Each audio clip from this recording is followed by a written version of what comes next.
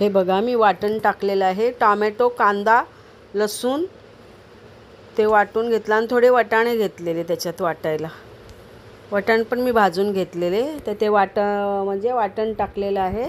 आता ते चांगलं भाजून घेते. तेल तर थोडंसं 1 चमचा फक्त तेल टाकलेलं आहे त्याच्यामध्ये, बघू शकता तुम्ही. हे बघा थोडं बटर टाकलं, पेस्ट टाकली, बटर टाकलं. बघा मस्त असं जाड जाड. आता मी वाटाणे टाकत आहे त्याच्यामध्ये. वाटाणे टाकले.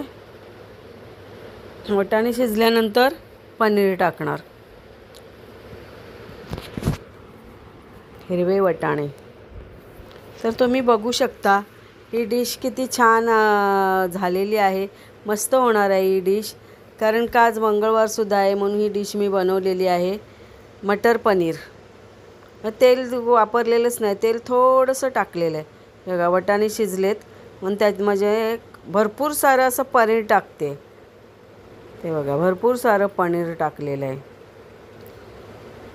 आणि मस्त ही रेसिपी बनवलेली आहे.